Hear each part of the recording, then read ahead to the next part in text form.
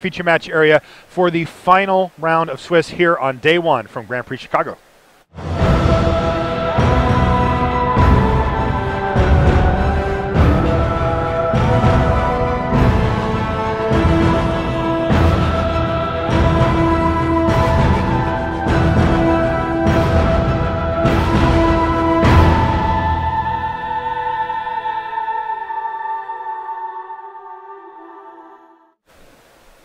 Hello and welcome to coverage of Grand Prix Chicago. Marshall Sutcliffe in the booth with Ben Seck, and we are underway. A friendly handshake from Adrian Sullivan. Calvin Cheng is his opponent for the round. Yep. Both players undefeated. Yeah, and this is really, really important, as we were saying. The one also thing is Adrian Sullivan has been playing this deck for quite a while. Actually had quite good success on another play circuit. He's also kind of local. He's a Madison player, very, very well known in kind of the Chicagoland area. Just been playing forever. Now, what is he playing? Is it just straight blue-white? It is straight blue-white, but Adrian has a penchant to put a little bit of weird cards in his deck. So you'll see a lot of one-offs that you don't normally see in decks. Okay. Now, there's a turn 2 pack rat from Calvin Cheng, and he is underway here. Unfortunately for Calvin, Adrian Sullivan's deck, the blue-white list, has the most answers to pack rat, and most of them come in the main deck. Right. It's very likely. Oh, right. So now this is one of the one-offs that actually I was talking about. It's a Celestial Flare. Yes. Basically, in response to Calvin making a rat. But interestingly, Calvin did go for the rat token there. Oh no! Is that a Rashad Miller token? Holiday edition Rashad token. I can't believe we have holiday versions of this token. Calvin Cheng keeping it real. One thing you'll see here from Adrian as well is that he plays his lands both in front of his creatures and other permanents and also upside down, which is a little weird if you're not used to it. So there's a Quicken in hand there for Adrian, another card that's a little strange. Planar Cleansing, we've seen that pop up in Standard a lot more now. Sphinx's Revelation, Elspeth, and an Azorius Charm. So his hand is pretty stacked up on the top end stuff, and he has a few cyclers to kind of keep those land drops flowing. Right, and actually one of the important things is because he Celestial fled the non-token rat, Calvin can't attack into him right this turn because he can cast Azorius Charm and remove it. Ah, okay. So that was Lifebane Zombie giving Calvin the information, but not actually affecting the hand in any way, as there was no targets for Lifebane Zombie's triggered ability. So this is going to be interesting. Calvin has to pass. Now, Adrian does not cycle his Azorius Charm or his Quicken there. Oh. Wow, Darksteel Ingot. Yeah, you were right. He does go spicy here. And one of the great things about Darksteel Ingot is it is indestructible. And in the face of wanting to play Planar Cleansing, you want a ramper. You can't play something like a Azorius Keyrune because that would die to a Planar Cleansing. This thing actually survives. Interesting. That's really cool. Yeah, no, it's a really cool interaction. It's a very, very Adrian. All right, and Adrian has left up Azorius Charm mana here, but declines to actually do it as Calvin attacks with a rat and the zombie for 4 damage and then follows up with Underworld Connections, and now he's just going to draw a card with it. Yeah, that seems to be interesting because the cleansing is going to kill... Cleansing is going to take out everything here, right? Right, including the Underworld Connections. Yeah, so why did Calvin Cheng open himself up to cleansing, getting the connections? Is it just because he can get the card back right now? Or? Yeah, I guess he thought he just needed to... He didn't really have a good play to play, and he wanted to just make sure that he got a card off it. It's possible he has another connections... waiting. And wanted to force Adrian to just to use up his Planar Cleansing? Right. It's very possible that Adrian wouldn't actually do anything if he didn't actually play the connections. Okay, so a gate and then right into another pack rat here for Calvin Cheng, who's been playing very aggressively. But now here's Elspeth Sun's Champion. Yeah. And there's more Rashad tokens. You just can't get enough of those here. It really looks like... He's so excited right now. Oh, Soldier's coming in, though. Adrian is just too far ahead. He's on 14, has an Elspeth. Calvin really doesn't have that many things on the table. I mean, I'm not usually one to call it too soon, but sequence of plays where you get to 3 for 1 your opponent, or 2 for 1, whatever, with planar cleansing and then drop Elspeth the next turn under really no big pressure. Like, Right. feels like Adrian's just firmly in the driver's seat here. All right, that's going to help get things back now. A little Hero's Downfall for Elspeth, leaving just the tokens behind. No attack or anything from Calvin, of course. And here's Sphinx's Revelation. Yeah. So, again, this is where things just get out of hand now. Adrian gets to draw 3 cards. He gets to make sure he hits his land drop this turn. He gets to bump up his life total. He has quite a. He actually already has another Sphinx's Revelation in his hand too. So this is not. It's not going to end very soon. No. You're at 19? Calvin actually playing the Golgari Guildgate, which really, I mean, you only play that in the versions that play Abrupt Decay. Mm-hmm. If you only had Temple of the Black Green Temple, Melody. yeah, like it's possible that he only just is splashing, like just having that as a scryland. But with the Guildgate specifically, you're not going to put that into a deck that doesn't actually have green cards.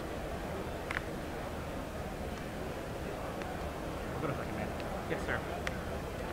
All right. Demon. Go ahead. Here's some pressure here for Calvin Cheng in the form of Desecration Demon, but doesn't match up very well against what Adrian has. With the 3 soldiers, he can really keep that demon at bay for as long as he needs to find an answer.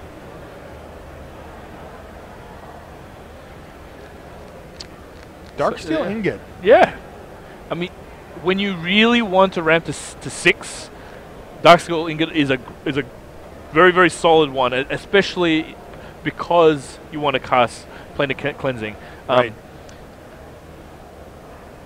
Helps fix his mana. It's just a card that you don't expect, and it also helps ramp to Aetherling. That's right. So here's Aetherling now for Adrian Sullivan. So a bold move for Adrian as far as putting his bid in to win this game, as Aetherling tends to close out games very, very quickly. He does only have the 1 mana available for the blink here, so Calvin Cheng could potentially use up a couple of spot removal spells to take out Aetherling, but I kind of get the feeling that that Adrian's fine with that even. Oh yeah, I mean, if he gets this 2 for 1, Calvin, he's going to win eventually with his Sphinx's Revelations. Right. All right, Adrian, unwilling to take even the 6 damage there. He's going to sacrifice one of his soldier tokens to tap down Desecration Demon. Of course, it gets a little fatter whenever it eats a token. Mm-hmm. Gets a 1/1 counter on it. I think Adrian basically knows that he has a 2 to 3 turn clock, a 3 turn clock right now with his Aetherling. So, you know, the 3 turn clock matches up very well with the number of soldiers he has. That's right. So, are we going to see something like another planar cleansing here or something? I mean, this seems also like a situation Attack. Ready? where Calvin Cheng has cards in hand and an active pack rat. He can make a pretty potent board state pretty quickly here. And, you know, people have underestimated pack rat in the past and ended up taking lethal damage. Currently. Adrian's not going to do that here. So he does need to consider what his options are Right. as far as getting rid of the pack rat at some point here. We haven't seen a single detention sphere from Adrian on the battlefield. I'm assuming he's running that card. He actually isn't running Detention Sphere because it clashes with his Planar Cleansing. Because right. that's one of the reasons why the move towards Planar Cleansing has kind of necessitated a change away from like Banishing Light and Detention Sphere. Okay, interesting. So heavier on the sweepers. Yeah. And there's a pack rat token for Calvin Cheng. Rashad. Oh, Thoughtseize. Now we get to see if Adrian is going to preemptively basically blink up his Aetherling just in case. Interesting, he's going to use his Quicken right now. Does that mean he's going to cast something? Absolutely. Yes. Supreme Verdict right now. Adrian Sullivan does not want to get that card thought seized away. Man, Quicken Supreme Verdict is sweet. And so Adrian has Jace, Architect of Thought, Quicken, Deicide, which is another one of in his deck, Okay. and Azorius Charm. The Quickens really, really catch a lot of decks, like, surprise sometimes.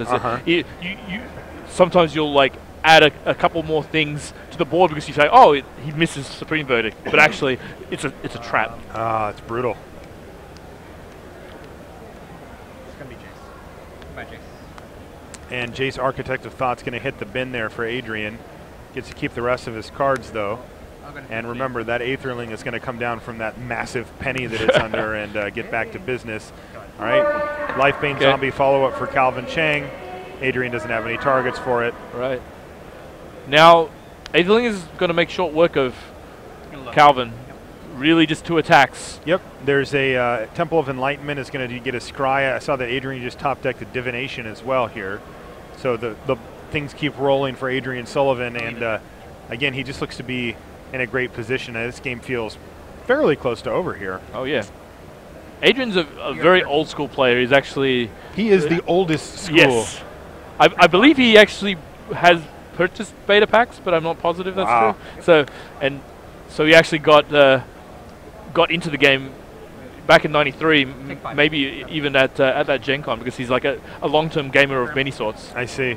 Yeah, he's an interesting guy. He, if you've ever watched his commentary before, he tends to relate current decks to old decks. He's like, oh, this is like Pickles or whatever, and you get a deck lesson from him every time he's on one way or another, because he's just been around for all of it. Yeah, and actually one of his best recent articles was something I think he called the fun of, which is a play on the word one of, because he plays a lot of one-ofs in his deck because they force the opponent to basically respect different aspects of what he's doing.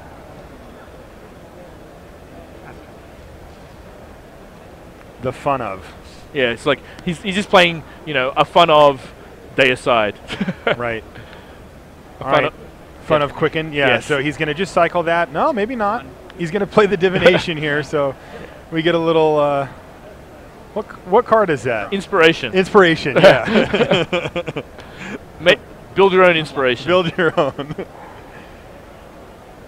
Here he comes. And unblockable Aetherling's going to hit the red zone, and it's actually lethal here, so Calvin Cheng is going to have to use... Oh, actually, and interestingly, Adrian just has Dissolve to end the game right here, though that wasn't going to be a good long-term plan for Calvin anyway, because it just would delay things for a turn. Yep. Quick look in at our secondary match.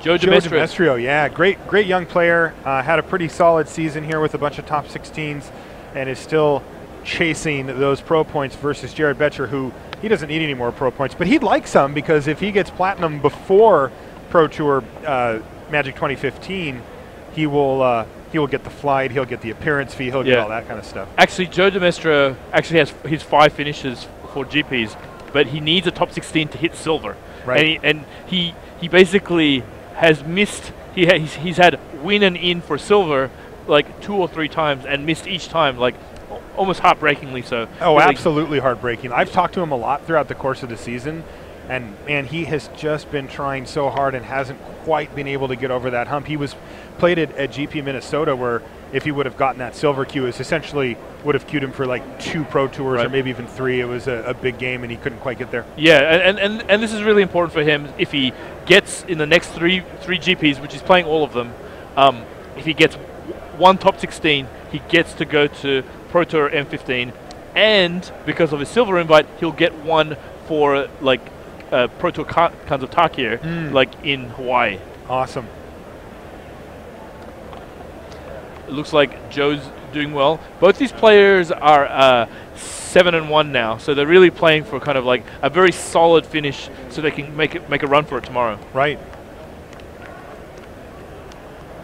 Yeah, these are definitely 2 up-and-comers here. Jared Betcher's had big success at the Pro Tour level, which has sort of vaulted him into Rookie of the Year status here, where if he can finish strong, or his competitors don't win the PT or something, he's going to be Rookie of the Year, which is huge these days because it gets you a seat at the World Championship. And like I said, Joe Demestrio has just been knocking at the door for the whole season. But it looks like... Who won that? I believe Jared Betcher won it, because Joe basically was looking for something. He must have had lethal... I'm not completely sure, but... we don't know the life totals. Yeah, so Jared won that one? Okay. Yeah. Really important match. I mean, all these matches are important, but I think there's a lot on the line for both of these players. Jared really wants to put Rookie of the Year out of contention for everyone else. Absolutely. Take a look at our feature match area here. You can see we've got 2 main tables, and then if you look behind, there's 2 secondary tables too. The first one that you see back there is the King of the Hill table, where if you win your match on the King of the Hill table, you get to stay. Yeah. And you get to just keep playing in the feature match area all day long. And so the King of the Hill table is always undefeated Yes. until, I guess, maybe sometimes in the late rounds it's possible for it to not be. But in general, it always stays with the person who's undefeated. Yeah, that's the one behind Jared and Joe that you see there. And you'll see also, like, something that's a recent addition to, like, the Grand Prix feature match area is the pit, basically. It allows a lot of players to watch the games as they unfold. Yeah, it's super cool to be over there. You can see the people hanging out on the rail above. Gives them really good access to watching the action up close. I mean, we always have a sort of a fenced-off area where people can come and watch the Magic, but this gives them a really nice angle.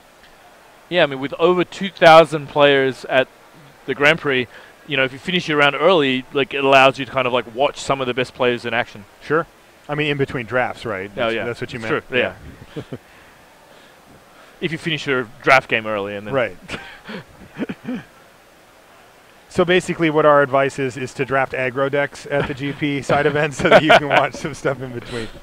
One of the sweet side events they usually have at GPs is like what they call the infinite draft. So if you win the draft, you actually win an entry to another draft.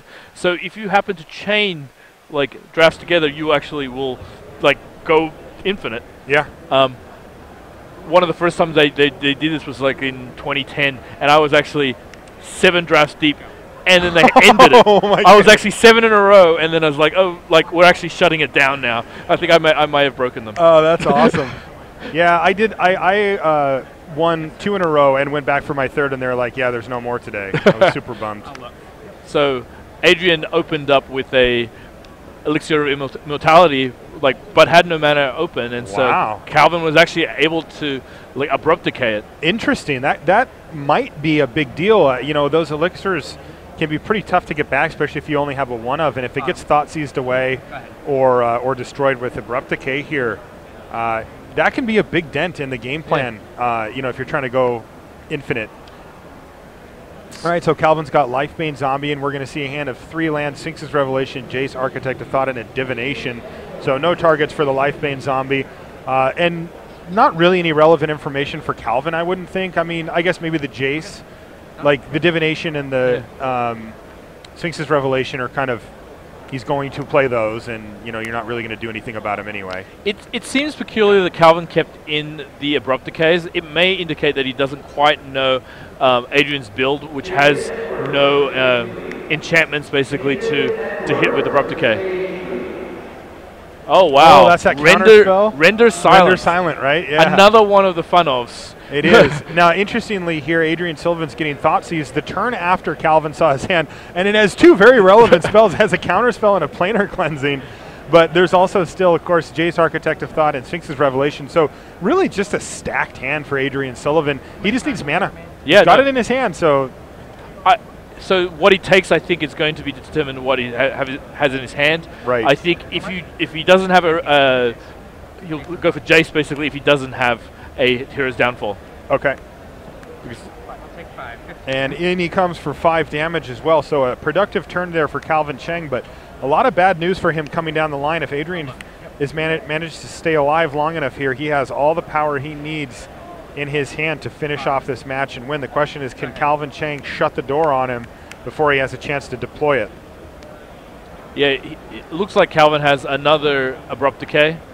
Again, really showing kind of the slightly rogue version of Adrian's, kind of putting him off on the sideboarding, because I don't think Abrupt Decay has many, if any, targets actually after sideboard. Yeah, that Darksteel Ingot, not a great target for Abrupt Decay. So are we thinking then that Calvin Cheng is assuming that there's detention spheres and the like? Yeah, I think so. I mean, it's the only real reason to keep in your Abrupt Decays. It's possible. No, there's not really. And like, that's the only reason I think you. That's you the bring only in. one, right? Yeah. Obviously, he got the Elixir of Immortality, so he got one of the targets that was possible, and it was very unlikely that it happened to be. Yeah, he kind of ran good to get that. But he did snap it off immediately. So Calvin attacked for 5 last turn with Mutavault and Lifebane Zombie. And now we've got decision time here for Adrian Sullivan. He's played a Temple of Epiphany and is getting his Scry Trigger resolved here. And it looks like he's I mean, it seems like a pretty important turn for him. He's going to keep it on top. So he actually has another one-of in his hand. He's like, this is a deck of many one-offs. It has an Essence Scatter.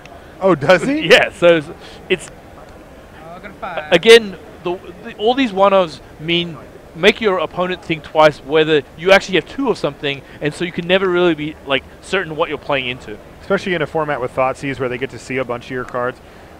All right, there's an Enters Battlefield tap land now for Adrian Sullivan, and he is facing lethal damage here from Calvin Chang. So we know he's got Sphinx's Revelation, so he can get out of lethal range potentially here, though a Gray Merchant would ruin his day because that's an attack for lethal.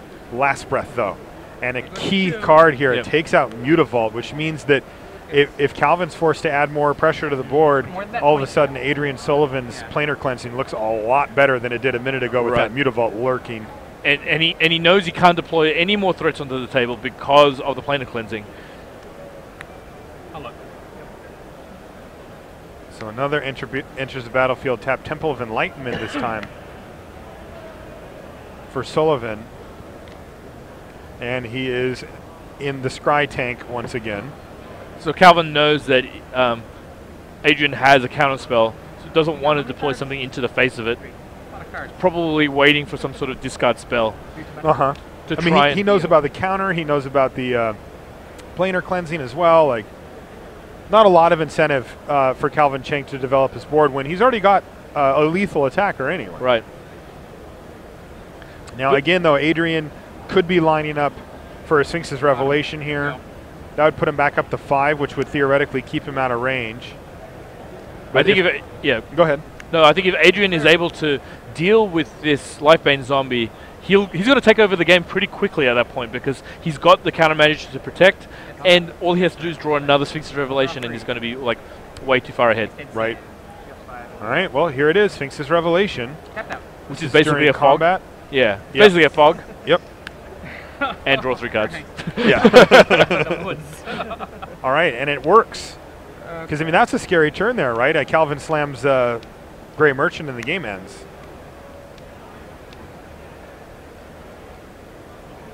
So I think it's likely that he might go planar cleansing and then keep up his Essence Scatter.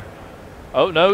He found a better answer. Yeah, this way, yeah, he can use Supreme Verdict and still have counter magic up this turn, and that to me is a big turning point, in this game, that Adrian found a way to deal with the zombie, and he's going to render the rat silent. No chittering for you, my friend. And the render silent was actually kind of relevant because it means that Calvin couldn't play another follow-up. Yes. Because he got silenced. Right.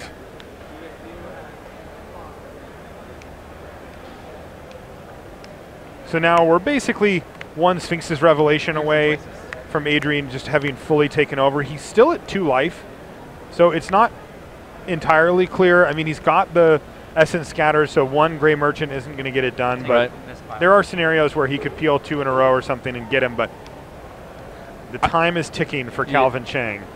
I think the card that Calvin's probably hoping for is maybe a Gray Merchant, maybe a Mutavault. Mutavault's probably not very good right now, but it happens to be like a threat that cannot get planar cleansed. Right. Go ahead.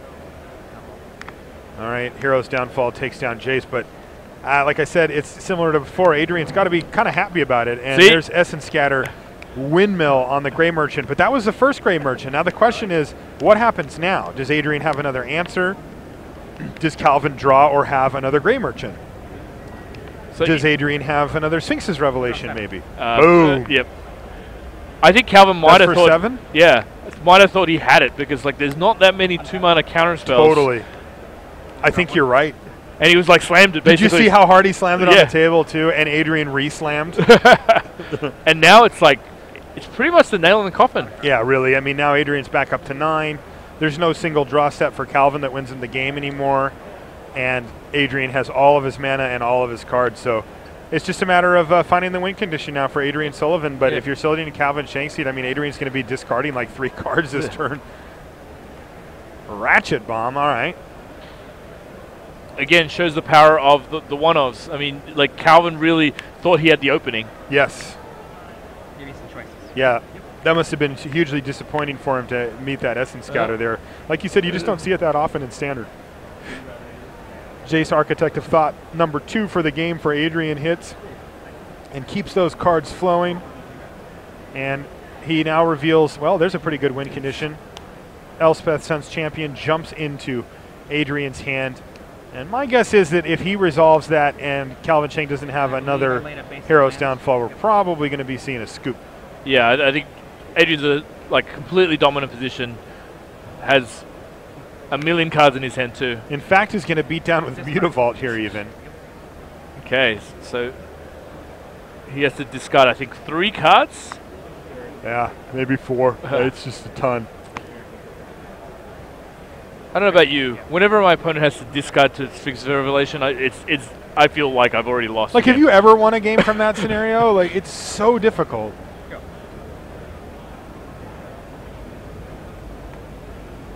So he's going to ditch a couple of Hollowed Fountains and a Cleansing. He actually drew one of his better cards in this situation, which is Erebos, God of the Dead.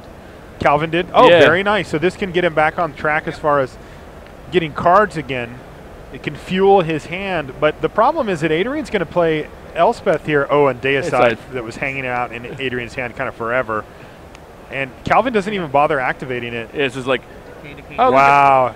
You mentioned this, Ben. You said you thought it was a mistake to leave in the Abrupta case, and we even see a Golgari charm in there for Calvin Cheng, yeah, which is going to, at best take out a few Elspeth tokens. I guess it's good to regenerate against the Wrath effect.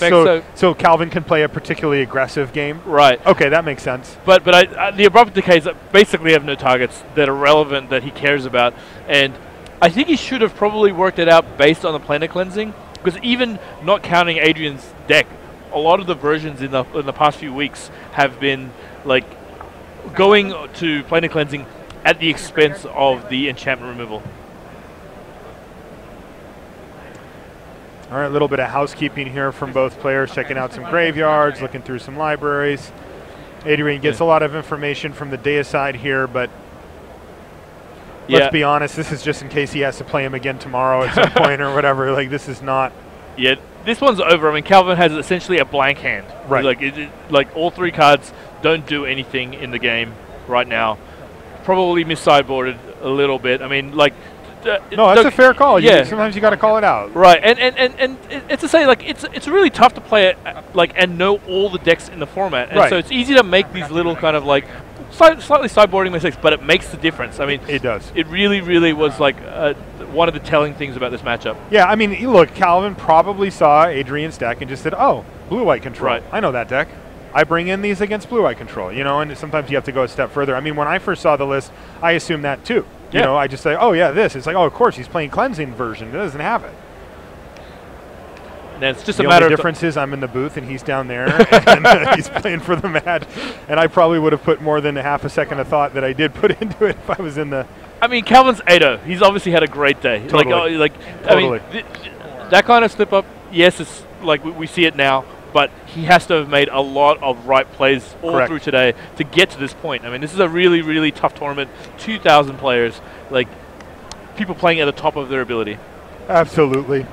Plus, can you give me another die? Calvin's down a game here in the 9th round, but still being helpful by providing a dice there. Elspeth is at 5 loyalty, and he could kill the tokens. So that is one of his ways to get in. Yes. Unfortunately, it just feels like delaying the inevitable. It looks like he found a Grey Merchant here, though. Yeah. Not too bad. Though Adrian's at 9, he's a very stable life total and doesn't have a whole lot to worry about from a Grey Merchant, though. I guess if I was going to come up with a way for Calvin Cheng to win, it would be chaining Grey Merchants. But even then, you just got to feel like Adrian's going to have a way to deal with it. Though it is interesting to think, like, only 2-3 turns ago, like Adrian was a 2, and there was a lethal Grey Merchant on the stack. Yes, that's true. So this game was like, it doesn't look very close now, but it was actually right as it raises edge, and it only due to the Essence Scatter that happened at the time. Huge turning point. I think you were right too about Calvin assuming, I got it. Yeah. Ivy has He slammed it. Yeah, He he was like, I got you. You don't have any counter spells that cost 2. Right. Do I you? have not drawn yet. I have Yeah, not drawn yet. and Adrian wasted no time. You got 3 cards? 3 cards. Adrian almost baited him into He it. kind of did, right? I mean, Adrian's smart, and he knows that people aren't going to play around Essence Scatter until they see it. And he left himself only the 2 mana up on that turn, seemingly tapped out for a card like, Dissolve or whatever, and kind of got him. Oh, yeah. No, absolutely. Oh, man. So he reveals Last Breath, a land, and Azorius Charm. Yep. I think we're almost at the stage where it's a bit of a formality, I think, with this game. I believe so.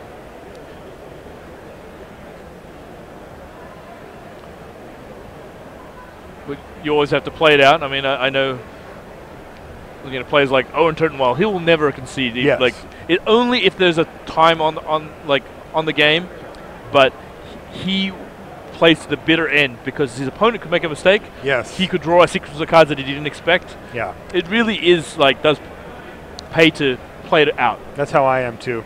Yeah, I mean, there are situations that you need to recognize when it's not correct too, but almost every time you play it out.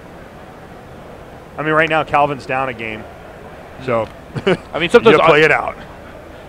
I'd like to think that way, but occasionally I've gotten hungry and I've decided, okay, I'm not playing this out. I'm just going to go eat. you made the value judgment of I want food. That's fair.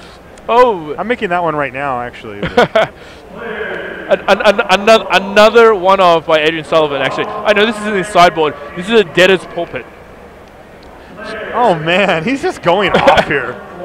Is he just showing off now? Yeah, Tap no, your Grey Merchant with my Debtor's Pulpit.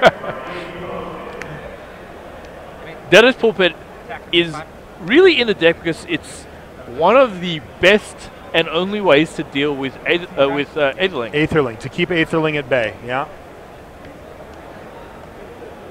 But it happens to be pretty good against Desecration Demon.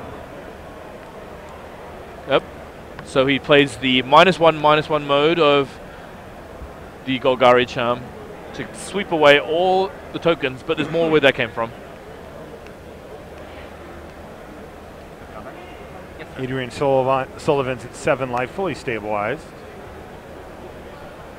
And Grey Merchant is going to hit the red zone. I'm not sure exactly what it's attacking, but...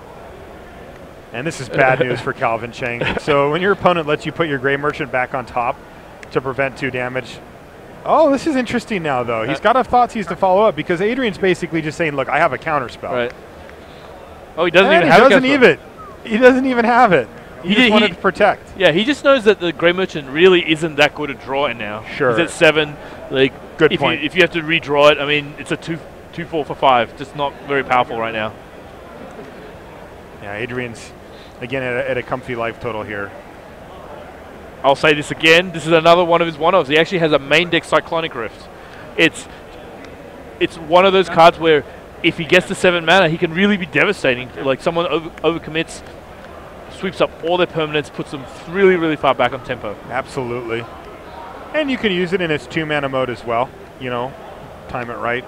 Interestingly, the control deck is on the Mutavault beatdown plan. We see this all too often in Standard. It's just Mutavault's so strong. It's just finishing off Calvin Cheng here. He's got a 3rd Mutavault as well, and he's got some nice attacks lined up for next turn. And you got a Grey In Merchant fact, on top? 2, 4, 6, 7, 8, 9 is actually lethal too, even with the thing. And yeah, Calvin Cheng is going to scoop him up. He's got a smile on his face, though. A great day for Calvin, finishing 8-1 and looking strong going into the next day. I mean, he lost to Adrian